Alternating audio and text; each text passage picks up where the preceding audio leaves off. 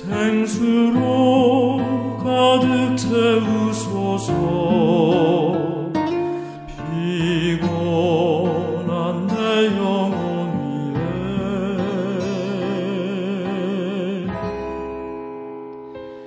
내 주의 은혜 강가로 저 십자가의 강가로 내 주의 사랑이 있는 곳 내 주의 강가로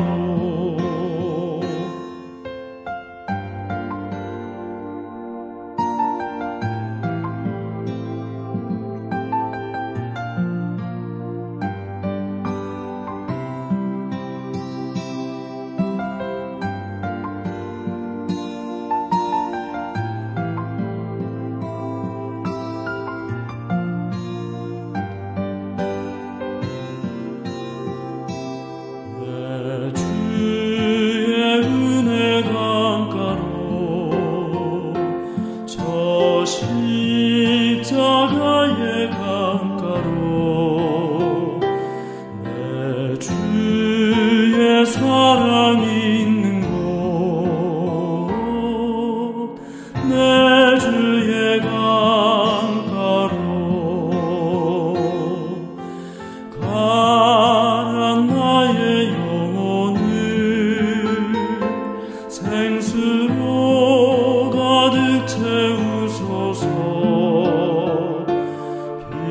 피곤한 내 영혼 위에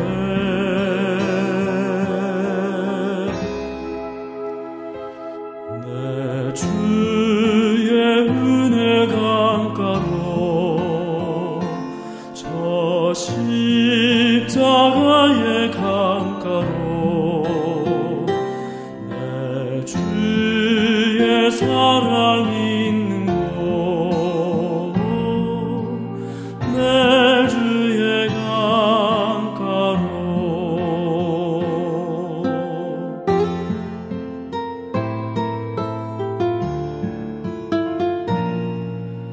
내 주의 강가로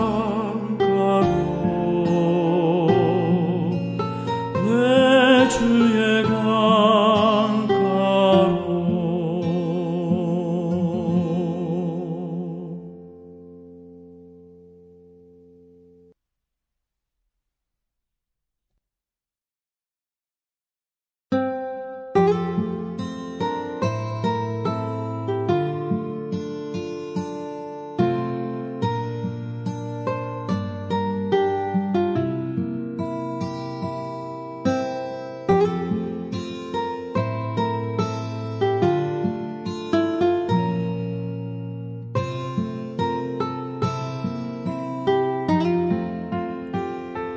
내 주의 은혜 강가로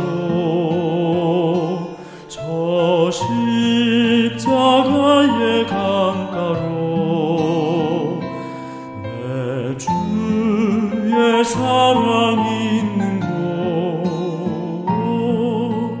내 주의 강가로 가란 나의 영혼을 생수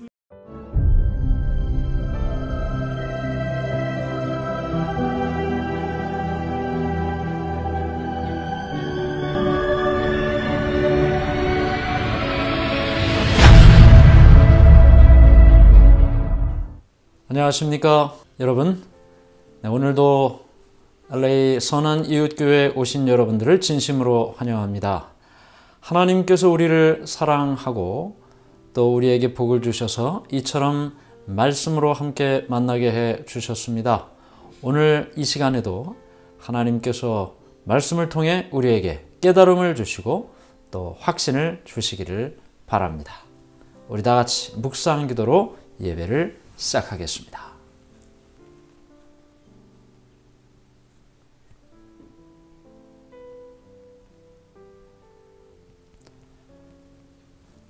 다 같이 시작하는 찬미 함께 부르겠습니다.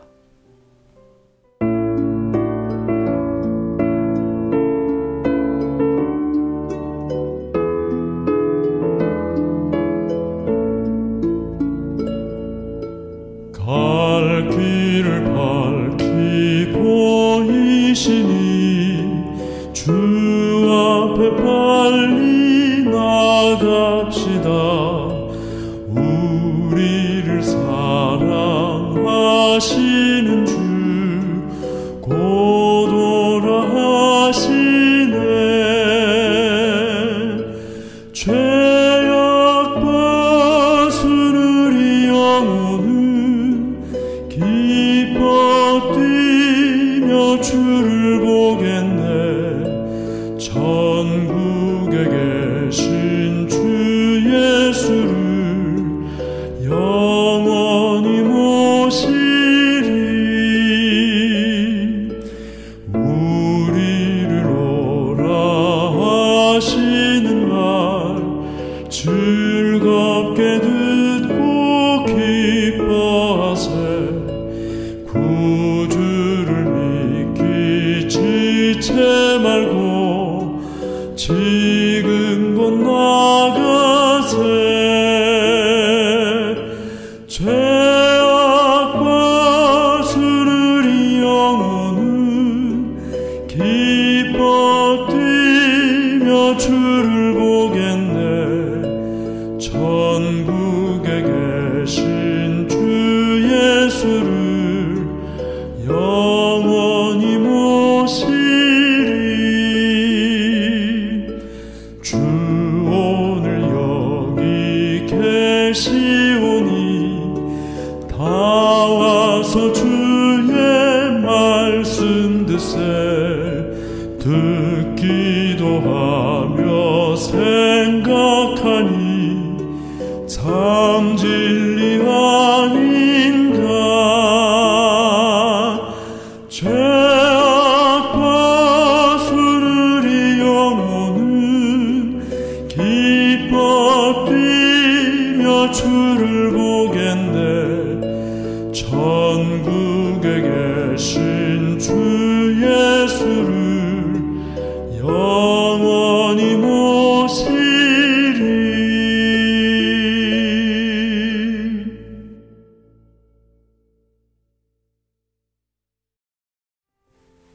기도하겠습니다. 하늘에 계신 하나님 아버지, 오늘도 말씀 앞으로 우리를 인도해 주신 은혜를 감사합니다.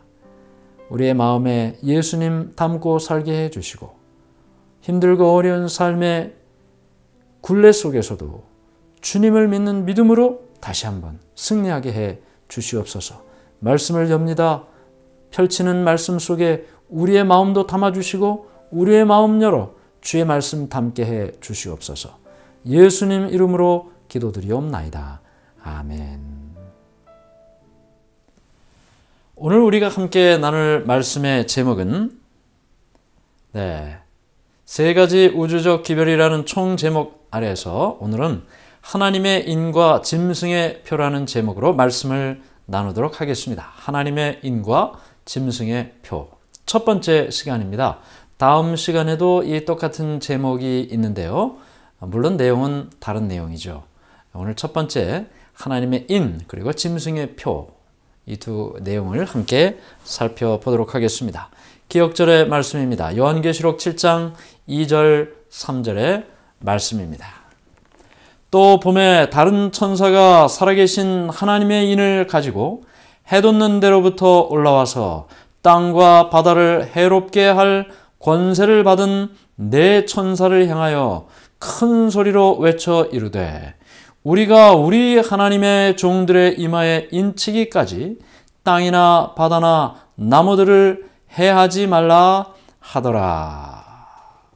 요한계시록 7장의 말씀은 인치는 사업이라는 제목으로 알려진 유명한 말씀입니다.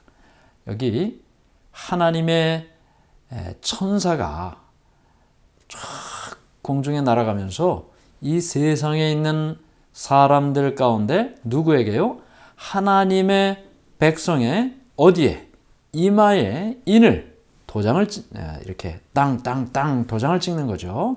하나님의 백성의 이마에 하나님의 백성이라는 표시인 이 도장을 찍을 때까지 어떻게 해요? 내 사방에 바람을 붙잡고 있는 천사들에게 이 바람을 놓지 말아라. 바람은 전쟁을 이야기하고 있거든요. 재난, 전쟁, 바람이 불어온다. 뭐 안 좋은 일들이 불어온다는 이야기죠. 그런 일들이 일어나기 전에 하나님의 백성의 이마에 인을 치고 하나님의 백성의 표시를 한다. 그런 말씀이 되는 것입니다. 오늘 우리가 배우는 이 말씀은요, 두 가지 분명한 그 내용으로 구분이 돼요. 하나님의 인이냐, 짐승의 표냐. 둘 중에 하나만 받게 될 테니까요.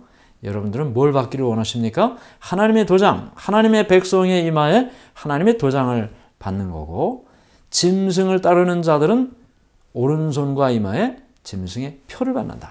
성경 오늘 우리가 배우게 되겠습니다. 대쟁투의 중심은 무엇입니까? 대쟁투의 중심. 아담과 하와 이후로 이 세상 긴 역사가 진행되고 있는데 그 역사의 순간마다 선과 악의 대쟁투, 싸움이 진행되고 있어요. 꽝, 꽝, 꽝. 그 싸움의 중심이 도대체 뭐냐는 말이죠. 뭐 때문에 그 싸움이 진행되고 있느냐. 누구에게 충성하느냐의 싸움입니다. 하나님께 충성하느냐, 사단에게 충성하느냐. 하나님의 교회에 충성하느냐, 세상에 충성하느냐. 충성의 문제예요. 그 충성의 문제라는 것은 충성의 대상이 되는 권위. 이 충성을 한다는 것은 어떤 권위에 복종하고 순종하고 충성한다는 거거든요. 그러면 내가 지금 충성하고 있는 그 대상, 그가 가지고 있는 권위가 도대체 누구의 권위인가? 이 권위에 대한 문제입니다. 결국은 이 권세 앞에 충성하며 뭘 하는 거예요? 예배를 드리는 거예요. 예배. 경배를 하는 거란 말입니다. 그래서 결국은 대쟁투의 중심은 예배입니다. 두말할 것도 없습니다. 하늘에서부터 전쟁이 있었고 그 전쟁의 중심에는 사단을 경배하느냐 하나님을 경배하느냐의 문제였습니다. 아담과 하와가 에덴 동산에 있을 때 그때도 마찬가지죠. 하나님이 말씀하신 대로 선악과를 먹지 않을 것이냐, 사단이 뱀이 말한 대로 선악과를 먹을 것이냐, 누구에게 충성하느냐의 문제인 것입니다. 그래서 결국은 그 충성의 문제가 예배로 연결이 되기 때문에 궁극적으로는 선과 악의 대쟁투의 중심은 예배 문제다. 예배라는 사실을 보게 됩니다. 자, 여기 우리 교과책에 이제 잠깐 나온 이야기를 조금 더 확대해서 정리를 해보겠습니다. 첫 번째, 사단과 예수님의 두 영적인 존재가 있습니다. 두 길이 분명히 있어요. 요한계시록과 다니엘서는 그 두 길을 아주 분명하고 선명하게 예언하고 있어요. 그 예언을 우리가 깨달을 때 사단의 역사가 어떻게 진행될 것인지, 예수님을 따르는 자들은 어떻게 살게 될 것인지 알게 되는 거죠. 계시록 13장은 이 사단의 권세를 받은 짐승에 대한 이야기를 하고 있습니다. 계시록 7장에는 예수님이 어린 양으로서 이 땅에 오셔서 활동하시고 경배 받으시는 일을 이야기하고 있습니다. 다니엘서 7장은 이 요한계시록 13장의 짐승과 똑같은 존재를 작은 뿔로 이야기를 하고 있습니다. 작은 뿔. 사단의 권세를 받은 존재들입니다. 다니엘서 7장에서는 작은 뿔로 설명하고 있고 계시록 13장에서는 짐승으로 설명하고 있습니다. 다니엘서 2장에서는 예수님을 재림주, 이 땅에 오시는 재림하시는 예수님으로 설명하고 있습니다. 사단은 이렇게 짐승을 통해서 작은 뿔을 통해서 하나님의 백성들에게 거짓 예배 제도를 따르도록 하고 있습니다. 속이는 거죠. 우리가 이미 사단의 마지막 속임수에 대한 이야기를 다 배웠습니다. 거짓된 예배 제도를 통해서 하나님께 경배하지 못하게 하는 것입니다. 자, 예수님을 따르는 자들은요, 사랑에 기초한 참된 예배를 드리게 됩니다. 그래서 이 사단편에는 결국은 이 거짓된 예배 제도를 통해 짐승의 표를 받게 하고 표시를 내는 거예요. 그렇죠? 오른손과 이마에 짐승의 표를 받는다고 했는데 결국은 그것이 하나님의 백성의 표가 아니죠. 사단 마귀를 따르는 자들이라는 표시예요. 짐승의 표가. 그러나 예수님을 따르는 자는 어떻게 해요? 하나님의 인을 이마에 받게 되는 것입니다. 이것이 요한계시록과 다니엘서를 통해 나타난 사단과 예수님 그 선과 악의 싸움에 양편으로 나뉘어져 있는 족보입니다. 족보. 예, 김씨 족보, 이씨 족보, 이 족보 보지 않습니까? 하나님의 백성의 족보, 마귀를 따르는 자들의 족보. 성경은 그렇게 예언을 하고 있습니다. 자, 이렇게 사단은 짐승의 표를 사람들을 주게 해요. 사람들에게 짐승의 표를 주게 해요. 왜요? 그 짐승의 표 받으면 하나님을 따르는 자들이 아니고 짐승을 따르고 사단을 따르는 백성이 되니까. 하나님께서는 어떻게 하기를 원하십니까? 하나님의 백성들의 이마에 하나님의 인, 도장을 찍기를 원하십니다. 자, 우리가 이걸 어떻게 해야 될까요? 이 두 사이에서 우리는 어떻게 해야 될까요? 우리는 내가 지금 뭘 받아야 할까? 당연히 하나님의 인을 받아야 하는데 이거 어떻게 받습니까? 어떻게 받습니까? 예수님에 대한 사랑이 결국은 하나님의 백성의 표로 하나님의 인을 받게 하는 유일한 길이 되는 것입니다. 물론 다른 여러 이야기들이 설명되고 있죠. 그러나 그 모든 설명은 결국은 예수님의 사랑이라는 셈에서 올라오는 샘물이에요. 예수님을 사랑하는 그 사랑. 예수님께서 나를 사랑하신다는 그 사랑을 깨닫고 나도 예수님 사랑합니다 라고 고백하는 순간 우리는 예수님께서 이 땅에 오셔서 우리에게 말씀하시는 그 말씀을 따라 충성을 하고 참된 예배를 드리고 창조주 하나님을 경배하는 하나님의 백성으로 살게 되는 것입니다. 자, 여기까지 이야기했으면 사실은 오늘 내용 다 끝난 겁니다. 그러나 교과의 내용을 우리가 간단히 살펴보도록 하겠습니다. 첫 번째는 확고한 인내라고 했습니다. 확고한 인내. 첫째 천사의 기별은 창조주를 경배하라 라는 내용입니다. 둘째 천사의 기별은 바벨론이 무너졌다. 셋째 천사의 기별은 짐승의 표를 받지 말라는 것입니다. 사실 반복된 의미가 있습니다. 창조주를 경배하라는 말과 짐승의 표를 받지 말라는 말은 사실은 반대말이에요. 창조주를 경배하면 짐승의 표를 안 받게 돼요. 짐승의 표를 받는다면 창조주를 경배할 수가 없어요. 같은 말을 반대로 지금 설명을 하고 있는 것입니다. 바벨론이 무너진다는 것은 무엇입니까? 예, 짐승의 표를 받게 되면 그 바벨론이 무너지는 것과 함께 멸망된다는 것이죠. 그러니 창조주를 경배하라는 것입니다. 경배의 의미 우리 다 배웠어요. 참된 안식일에 창조주, 창조의 기념일인 창조주를 경배한다. 이 첫째, 둘째, 셋째 천사의 기별을 우리가 봅니다.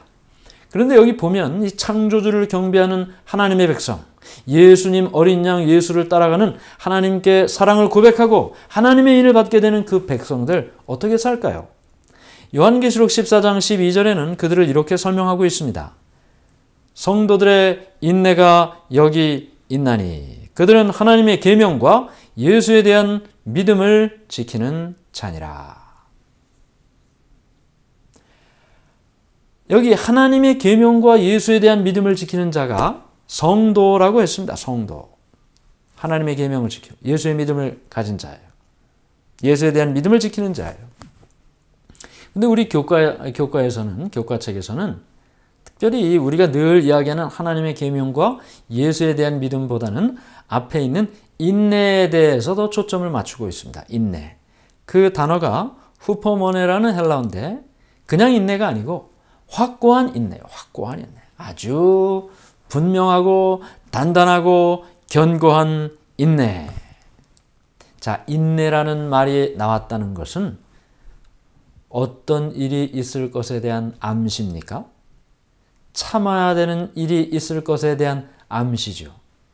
참아야 되는 일이라는 것이 뭘까요? 역사를 통해 하나님의 백성들이 참아야 되는 일은 항상 핍박과 박해와 고통과 괴로움이었습니다. 신앙을 하고 하나님을 믿는 믿음 가운데 살면서 때로는 핍박을 받고 때로는 박해를 받고 괴로움을 당하고 포기해야 되나 망설이고 이런 일들이에요. 그때 어떻게 하라는 겁니까? 확고한 인내를 가지고 하나님의 계명을 지키고 예수에 대한 믿음을 가지고 살라. 그들이 바로 성도다. 그러므로 우리 교재에서는 말이죠. 셋째 천사의 경고는 예배에 대한 강요와 핍박이 있을 것을 분명히 말하고 있어요. 하나님께 진정한 참된 예배를 드리지 못하게 하는 일들이 있을 텐데 그때 말씀에 대한 확고한 믿음과 확신을 가지고 인내해라. 예수님이 주시는 은혜 가운데 인내를 가지고 설 때 이 시험에서 승리할 수 있다. 어떻게 하면 이런 확고한 인내를 가질 수 있을까요? 어떻게 하면 이렇게 확고한 인내를 가지고 하나님의 계명도 잘 지키고 예수에 대한 믿음을 가지고 살 수 있을까요? 사실 그 이야기는 말이죠. 모든 역사 속에서 나타난 모든 그리스도인들의 공통된 특징이었어요. 이거 뭐 마지막 때만 있는 말이 아닙니다. 사실은. 온 시대를 통해서 정말 예수를 믿는 그 믿음을 가지고 하나님께 충성스럽게 산 사람들이 있었습니다. 핍박 속에서 말이죠. 그들이 성도예요. 마지막 때도 그 모습을 가지고 사는 사람들이 성도예요.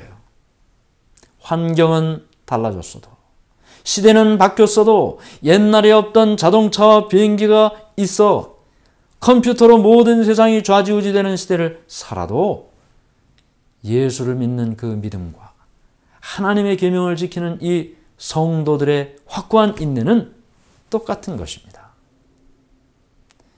여기 이 우주적인 투쟁이라는 말을 통해 예수의 믿음에 대한 이야기를 하고 있습니다. 예수의 믿음. 성도들의 인내가 여기 있나니 저희는 하나님의 계명을 지키며 예수에 대한 믿음을 가진 자니라. 자, 하나님의 계명 우리가 너무나 잘 알아요. 예수에 대한 믿음이 뭘까요? 예수에 대한 믿음. 예전 개역 성경에는 예수의 믿음이라고 되어 있어요. 예수의 믿음. 이 많은 사람들은 이 예수의 믿음이라는 말에 대해서 예수님이 가지신 그 예수님의 믿음이냐, 아니면 예수님을 믿는 믿음이냐, 목적격 예수님을 믿는 믿음이냐, 아니면 예수님의 소유격, 예수님의 가지고 계신 그 예수님의 믿음이냐, 이 논쟁을 굉장히 많이 해왔어요. 사실은 둘 다 해석이 가능합니다. 근데 여기 우리가 예수를 믿는데 예수님이 가지신 그 예수님이 가지신 예수의 믿음이 어떤지에 대한 이야기를 하고 있습니다. 예수님의 믿음이 어떤 믿음이었나? 여기 마태복음 27장 46절에 예수님의 죽음에 대한 설명을 이렇게 하고 있습니다. 제9시쯤에 예수께서 크게 소리질러 이르시되 엘리 엘리 라마 사박다니 하시니 이는 곧 나의 하나님 나의 하나님 어찌하여 나를 버리셨나이까 하는 뜻이라 그랬습니다. 네, 나의 하나님 어찌하여 나를 버리셨나이까 하는 뜻이라. 자, 예수님께서 돌아가실 때의 일입니다. 예수님께서 십자가 달려 돌아가실 때 지금까지 그의 사명을 확신했기 때문에 여기까지 온 겁니다. 아무도 자신을 믿을 사람이 없을 것처럼 보이는 순간에도 하나님께서 보내주신 그 사명을 따라 충성스럽게 십자가 앞에 왔습니다. 사단은 뭐라 그래요? 십자가 앞으로 나가는 예수님께 어떻게 시험했습니까? 네가 십자가에 달려 죽어도 아무도 너를 믿지 않을 거야. 너의 죽음은 아주 무가치한 죽음이 될 거야. 모두가 비웃으며 너를 떠나갈 거야. 아무도 너를 믿지 않을 거야. 너의 희생, 너의 그 십자가의 죽음을 고맙게 생각하지 않을 거야. 자, 봐라. 내가 고쳐준 사람들이 너한테 뭐라고 말하는지. 예수님을 어떻게 하라 그랬어요? 예수님으로부터 입이 터져 말을 하게 된 사람이 뭐라고 이야기합니까? 예수님을 십자가에 못 박으시오. 예수님께로부터 일으킴을 받은 그 절름발이, 중풍병자, 안전뱅이들 뭐라 그래요? 예수님 십자가 지고 가는 그 길에서 다 조롱하고 그렇게 했어요. 다 예수님의 말씀으로 인생이 바뀐 사람들입니다. 사실 예수님께서 십자가를 지신 일은 대단한 믿음이었습니다. 내가 이 길을 걸어갈 때 한 사람이라도 구원을 얻을 수 있다면 나는 이 길을 결코 포기하지 않을 것이다. 그것이 예수님의 믿음이었습니다. 십자가에 돌아가실 때 나의 하나님 어찌하여 나를 버리셨나이까? 그가 일시적으로 하나님과 분리되는 그와 같은 느낌을 받았어요. 왜냐하면 죽음을 경험하니까. 하나님은 죽는 분이 아니지 않으십니까? 하나님은 죽는 분이 아니에요. 하나님의 아들도 죽는 분이 아니에요. 그런데 그 하나님의 아들이신 예수님께서 지금 죽음을 경험하시려고 할 때 하나님과의 분리를 느끼게 된 거예요. 그래서 나의 하나님 어찌하여 나를 버리셨나이까? 라는 부르짖음을 예수님께서 하늘을 향해 하신 것입니다. 그 말씀을 하신 이후에 예수님께서는 돌아가십니다. 근데 과연 이 말씀이 하나님께로부터 버림받았다는 그 마음을 고백한 걸까요? 예수님이 하나님께 대한 믿음을 잃어버린 증거일까요? 여기 시대의 소망은 이렇게 우리에게 말하고 있습니다. 표면상으로 하나님께 버림받으신 그리스도께서는, 그렇죠? 표면상으로는 그렇잖아요. 어떻게 하나님의 아들이 죽어요? 어떻게 하나님께서 하나님의 아들을 죽게 해요? 버림받았다고 생각하기에 넉넉하죠. 표면상으로 하나님께 버림받으신 그리스도께서는 무서운 흑암 중에서 인간이 마셔야 할 고통의 잔을 남김없이 마셨다. 이 무서운 시간 동안 그분은 이제까지 당신에게 주셨던 아버지의 간합하심의 증거에 의지하였다.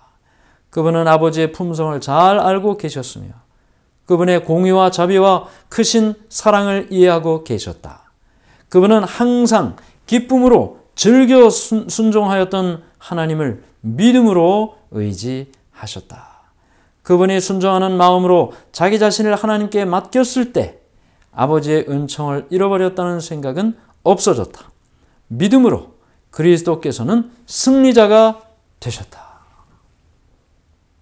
여러분, 예수님께서 나의 하나님 어찌하여 나를 버리셨나이까? 라는 이 울부짖음은 말이죠, 이 땅의 고통 중에 죽어가는 모든 인간의 울부짖음이에요.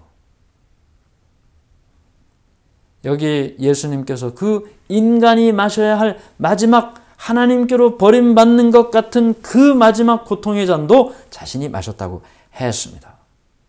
그리고 그는 그 잔을 마실 때 하나님의 공의와 자비와 사랑이 어떤 것인지 분명히 알고 있었다고 했습니다. 왜 예수님 자신이 그 십자가의 죽음을 맞아야 하는지, 공의, 죄의 삭은 사망이다. 이 과일을 먹는 자마다 정령 죽을 것이다. 인간이 죄로 인하여 죽을 수밖에 없다는 사실, 그것이 하나님의 법이고 공의예요. 그렇기 때문에 자신이 죽어야만 하는 것입니다.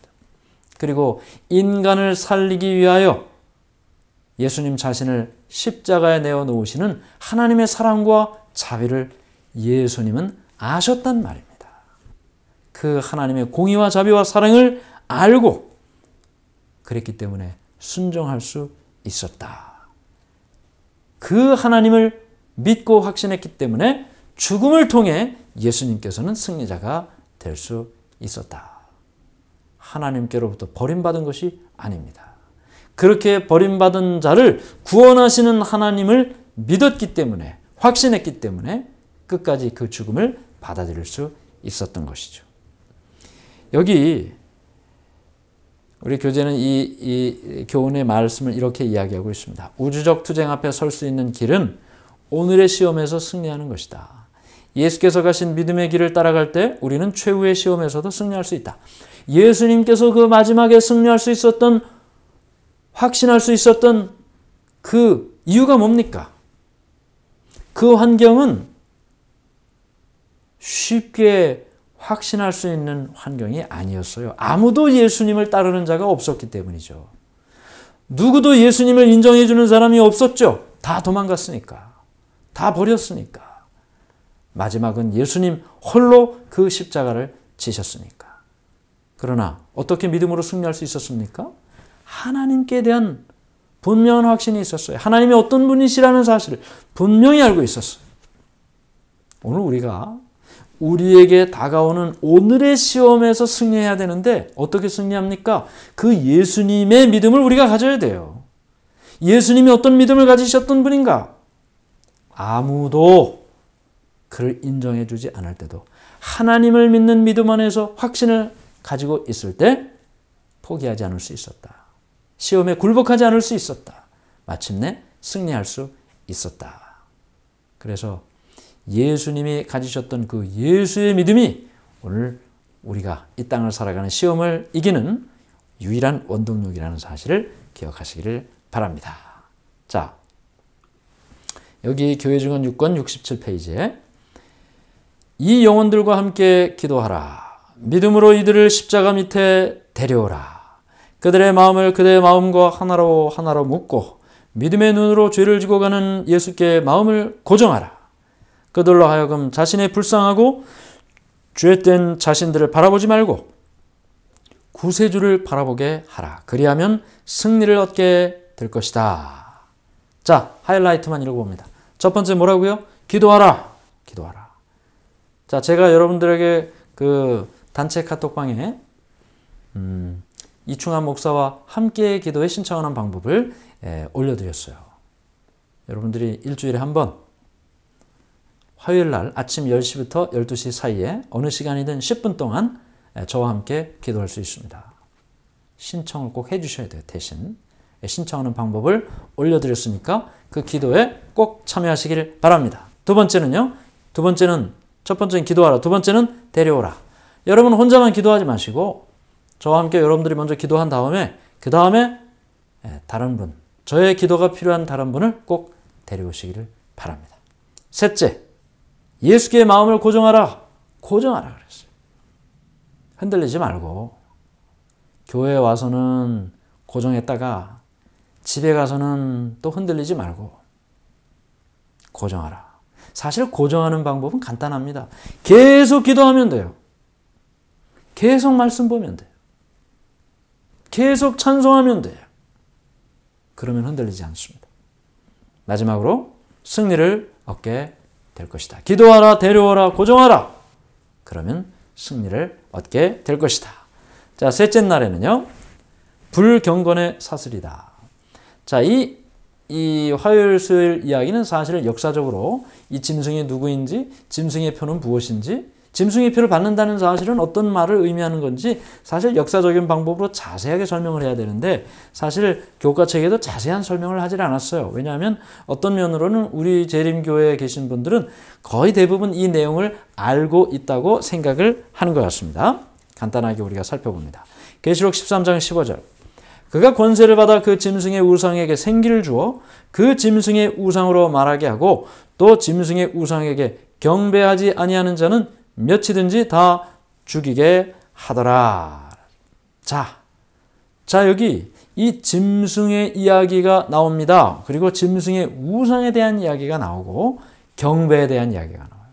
아까 경배가 대쟁투의 중심이라고 그랬죠. 하나님께 경배하느냐, 사단에게 경배하느냐.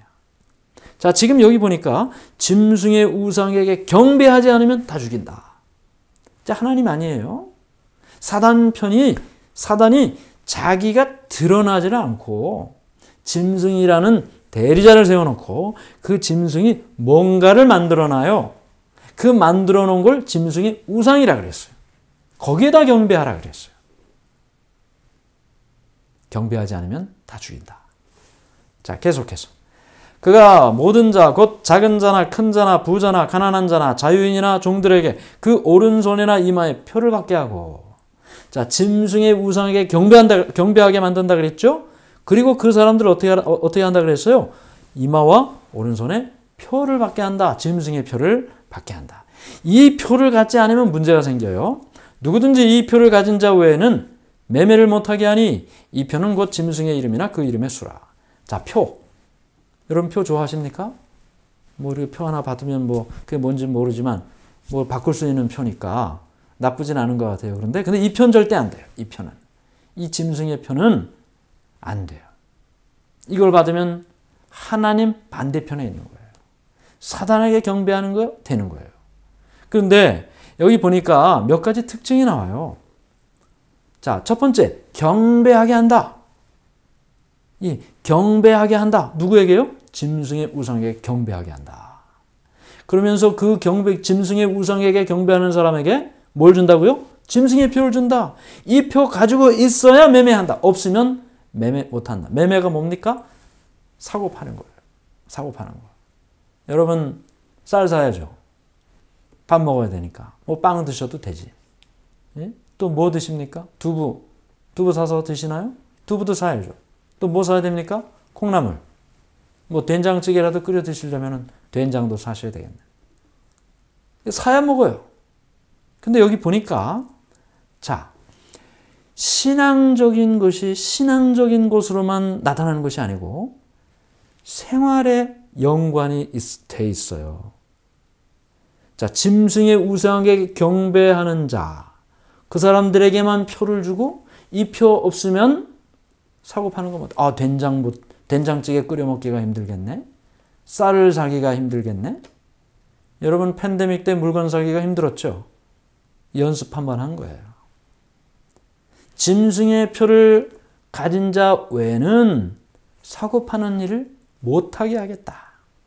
사실 이것이 이제 어떻게 우리의 삶에 적용될지는 잘 모르겠지만 중요한 것은 사단에게 경배하는 자들만 경제 활동을 하게 한다는 거예요. 사단에게 경배하지 않으면 경제 활동 못하게 하겠다는 겁니다. 여러분 지금 캐시 가지고 사십니까? 크레딧 카드로 사십니까? 체크로 사시나요? 경제 활동을 못하게 한다는 거예요. 굉장한 어려움이죠. 당장 캐시, 체크, 그 다음에 크레딧 카드, 데비트 카드 다 쓰지 못하면 젤도 못하고 벤모도 못하고 말이죠. 다 못하면 뭘로 사요? 결국은 신앙적인 문제가 생활의 문제까지 영향을 미치게 된다. 그게 결국은 뭡니까? 핍박이에요. 과거에 로마 황제의 하나님을 부인하고 로마 황제를 섬기라는 말에 그들이 거절했을 때 그들이 삶의 핍박이 왔어요. 재산 다 몰수당하고 감옥에 갇히고 죽임을 당하는 삶의 영향을 갖게 되는 것입니다. 마지막 때에도 그와 같은 일이 나타나게 될 것이다. 불경건의 사슬의 마지막 꼬리는 예배 강요로 나타난다. 타협하고 짐승의 표를 받는 신자들도 많겠지만 하나님은 환난 중에도 그 자녀들을 보호하신다. 자, 불경건의 사슬이란 무슨 말이에요? 불경건이라는 말은 하나님을 믿는 일에 충실하지 못한 어떤 태도, 어떤 행동, 그 불경건한 사슬이 하나씩, 둘씩, 셋씩, 넷씩 이어지다 보면 마지막 꼬리는 뭐라고요? 예배 강요로 나타난다. 처음에는 사소한 문제 같지만 그것이 점점 연결되다 보면 나중에는 예배의 강요로 나타난다. 짐승의 표를 받게 되는 일로 나타난다. 자, 우리가 아까 생활에 여러 어려움이 있을 거라고 이야기했지만 하나님의 백성들은 그 길을 가기로 선택하는 자들은 하나님께서 지켜주신다 그랬어요. 그걸 믿는 것이 예수의 믿음이죠.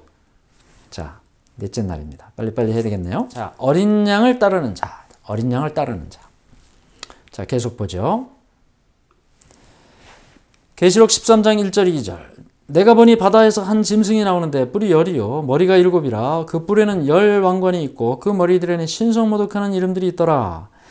내가 본 짐승은 표범과 비슷하고 그 발은 곰의 발 같고 그 입은 사자의 입 같은데 용이 자기의 능력과 보좌와 큰 권세를 그에게 주었더라. 자, 용 누구예요? 사단이에요. 사단이 이 짐승에게 권세를 줬어요. 이 짐승은 로마 교회입니다. 계시록 13장에 나타난 첫 번째 짐승은 로마 교회예요. 로마 캐톨릭 교회. 그 로마 교회가 사단으로부터 권세를 가지고 그 능력을 가지고 어떻게 합니까? 하나님을 대적하고 하나님의 백성을 핍박하는 일을 하게 됩니다. 자, 계시록 13장과 14장을 좀 보죠. 계시록 13장은 말이죠. 용이 짐승에게 권세를 주고 짐승의 표를 받게 합니다.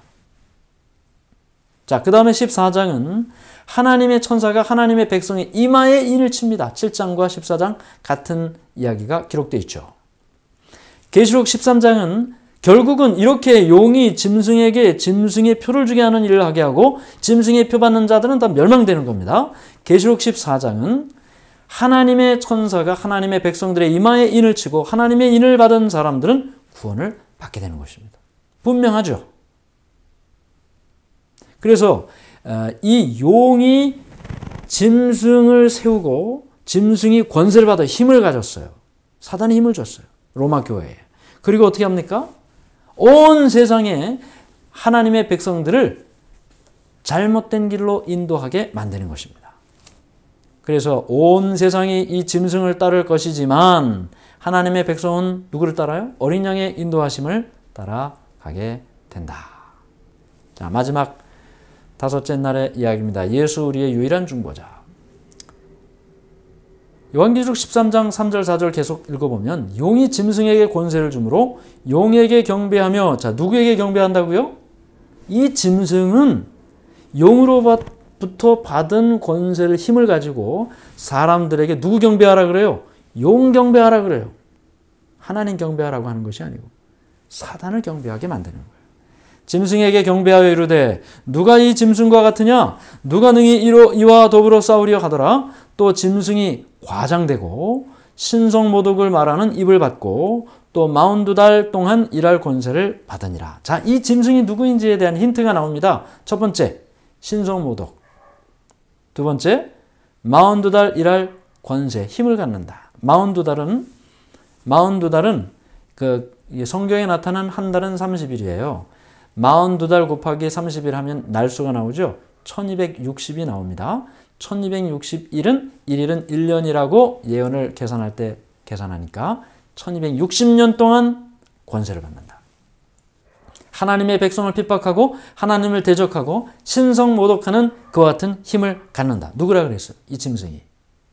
이와 같은 일을 하는 존재가 짐승인데, 자, 여기 이 기록에 보면 말이죠.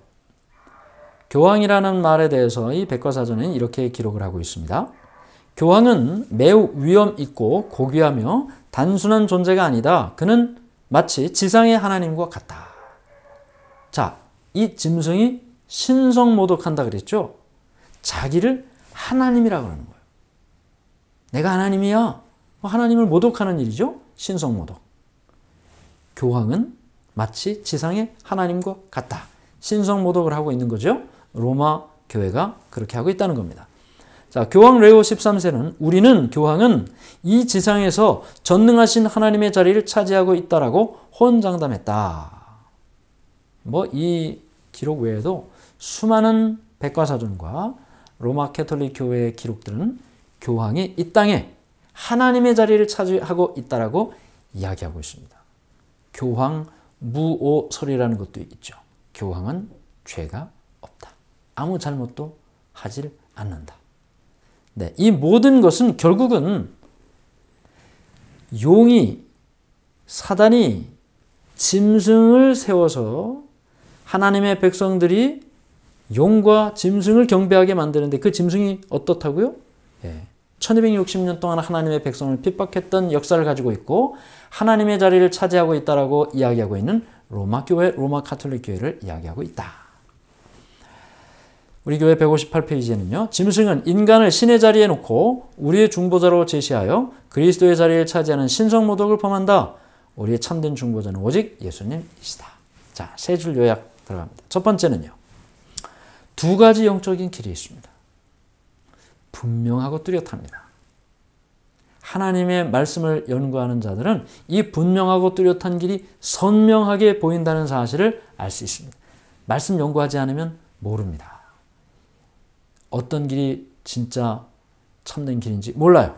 자, 두 가지 영적인 길이 있는데 예수님을 따라 참된 예배인 안식일에 경배하는 길과 사단의 권위로 세운 잘못된 예배일에 잘못된 경배를 하는 것이다. 가인과 아벨이 분명한 예가 되죠?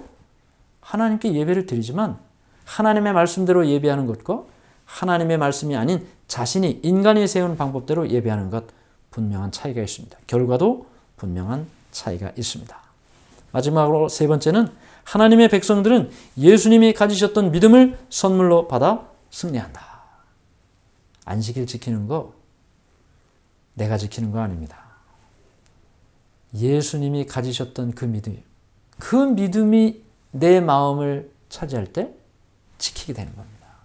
몸만 안식일에 교회 가는 게 안식일 지키는 건 아니죠. 몸과 마음이 그 날을 우리에게 주신 창조주 하나님을 기억하는 자, 그가 바로 예수의 믿음으로 참된 순종을 하는 자가 될 것입니다. 오늘 우리의 마음속에 이 역사의 마지막을 살아가는 우리가 하나님의 말씀에 분명한 확신을 가지고 예수의 믿음으로 확고한 인내를 가지고 살아가는 성도로 살게 되기를 바랍니다. 마지막 찬미 함께 부르겠습니다.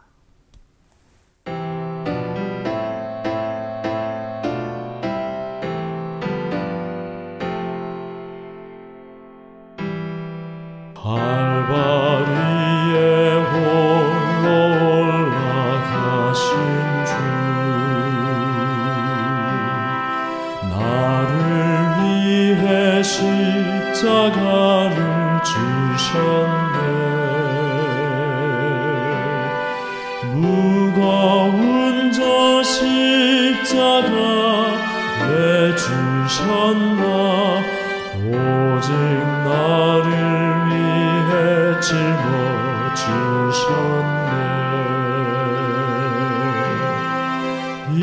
이해할 수 없는 주의 큰 사랑, 나는 주를 자주 배반했는데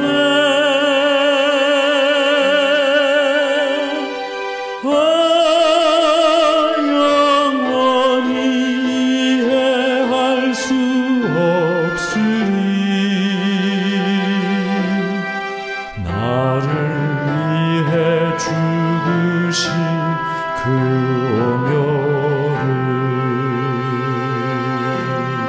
주의 손과 발의 못을 박았네. 하나님의 아들 못을 박았네. 쓰디쓴 그 포도주 입에 댔나. 오직 나를 위해 참으셨도다.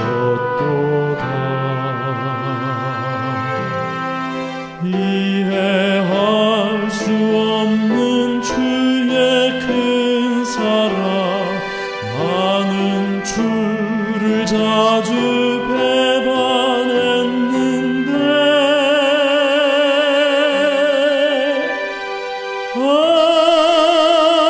영원히 이해할 수 없으리. 나를 위해 죽으신 그 오묘를 칼바리를 덮은 흑암 보아라. 번개치며 흔들리는 땅 보라. 고통 중에 한 말씀 들어보라. 오직 나를 위해 죽으셨도다.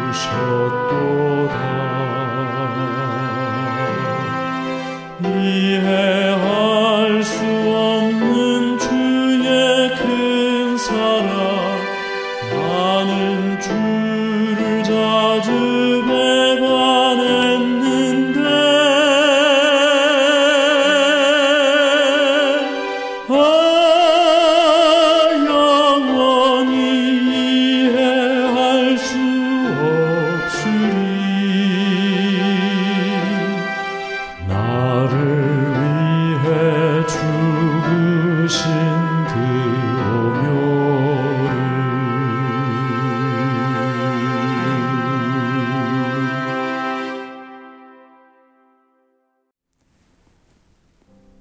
하늘에 계신 하나님 아버지, 하나님의 은혜를 감사하고 감사합니다.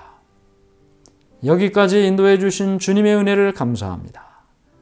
말씀을 따라 살게 도와주시고 어린 양이 인도하시는 그 길을 따라 살게 해 주시옵소서. 예수님의 믿음으로 오늘의 시험을 승리하며 살게 해 주시옵소서. 주님 오시는 날이 가까운 이때에 믿음으로, 확신으로, 소망으로, 인내로 살게 해 주시옵소서. 예수님의 이름으로 간절히 기도드리옵나이다. 아멘. 네, 편안한 저녁 되시고 내일 아침 예배 때 뵙겠습니다.